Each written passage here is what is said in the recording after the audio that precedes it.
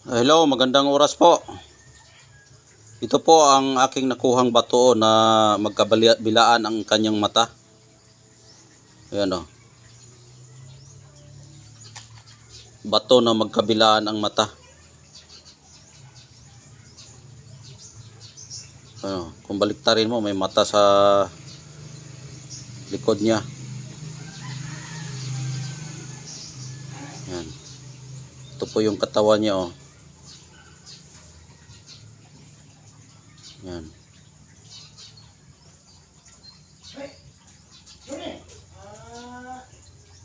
Yan po yung magkabilaan.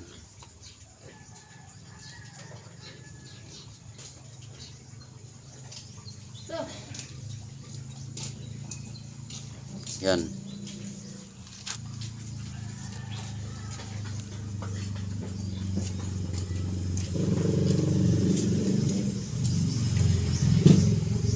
Ang gamit po niyan ay kahit nga nakatalikod ka ay makikita mo yung kalaban mo.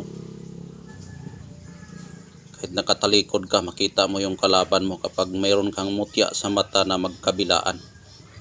Ayan, mutya sa mata na magkabilaan po yan.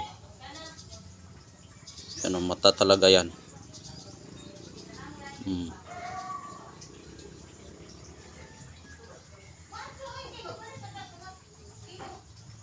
Yan.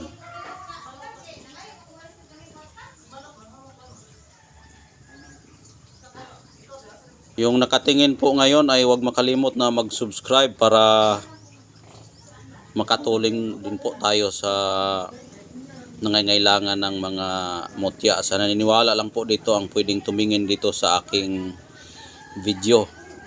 Dahil kapag hindi ka maniniwala nito ay sayang lang yung pagtingin mo na wala kang makukuha.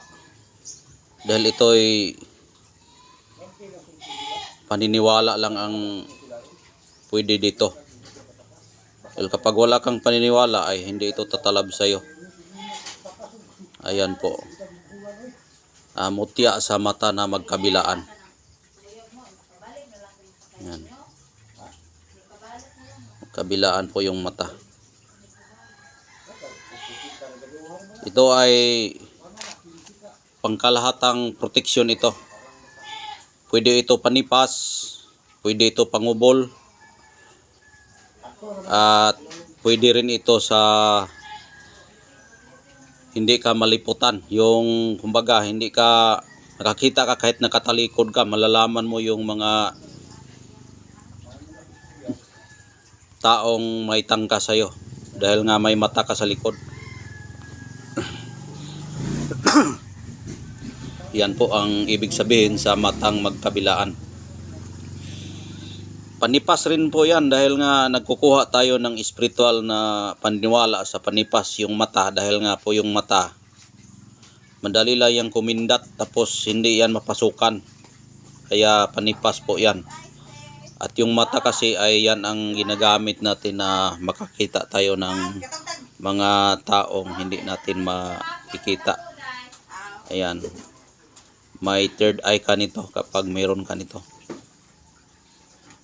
Yan po ang ibig sabihin sa mutya na mata na magkabilaan. Yan. Maring pwede itong gamitin sa pagtingin mo na yung paningin mo ay tatago sa ibang direksyon. Pagdala mo ito, makikita mo yung malayo. Kahit nga natabunan pa yung hinahanap mo, makikita mo dahil dito sa kapangyarihan ng mata na magkabilaan. Yan po ang purpose sa mata, makikita mo. Kaya sa naniniwala nitong aking mutya, pwede kayong mag-PM dito para magkakaroon kayo ng ganitong klaseng mutya na magkabilaan ang mata. Ayan po yung magkabilaan ang mata. Ayan o, may mga pilok pa. May mga piloka. Ayan o, kabilaan. Bihira ka lang makakita ng ganitong klaseng mutya. Bihira lang.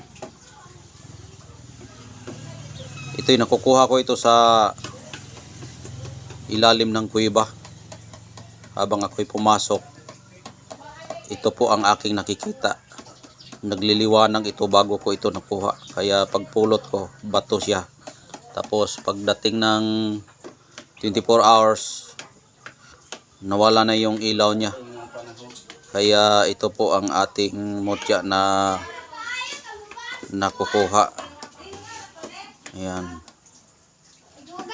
Sa naniwala nito ay pwede rang mag-share kayo at pwede rin kayong mag-avail kung gusto nyong ganitong klaseng mutya para makakaroon kayo ng mutya na ganito.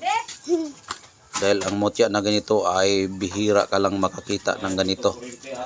Kahit nga libutin mo pa yung mga antingero dyan, walang ganitong klaseng mutya na magkabilaan ang mata. Meron siguro silang mga mutya na magkabilaan pero baka gawa-gawa lang po yan nila, hindi gawa talaga ng kalikasan. Ito'y gawa talaga ito ng kalikasan dahil nga wala pang hindi siya dinaan sa grinder dahil nga karamihan sa ginagawa ng mga ibang mga magmumutya ginagawa nila ng grinder. Pero yung sa atin, natural lang talaga ang kanyang pagkagawa. Gawa talaga sa kalikasan na nakukuha natin sa ating pagkuha ng mutya, paghahunting natin. Ito hinanting ko ito sa kuweba. Kaya mainam kasi kapag kuweba ang papasukan. Kasi maraming mga mysterious na nakatira dyan na mga espiritu. Ayan.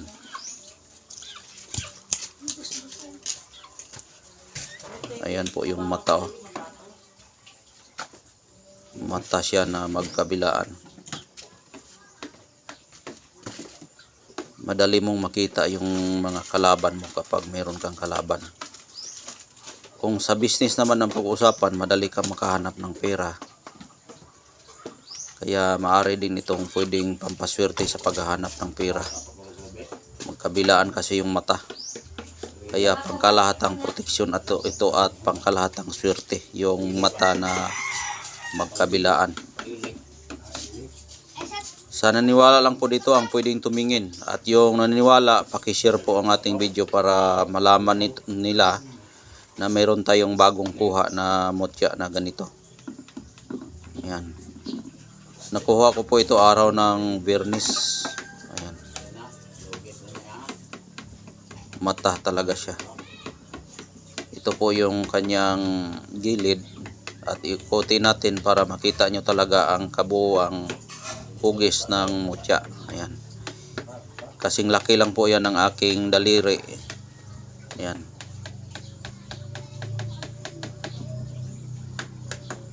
Ang paggamit nito, ipukot mo lang ito. Ipukot mo, tapos ikwintas mo. Para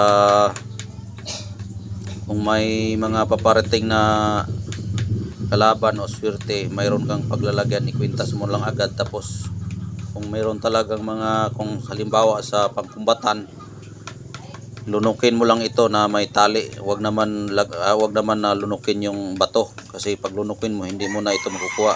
Kung lunukin mo ito, lagyan mo ng pukot para pwede mo lang iluwal. Kapag may in case of emergency na mga parating na mga trahedya, lunukin mo agad. Ayan.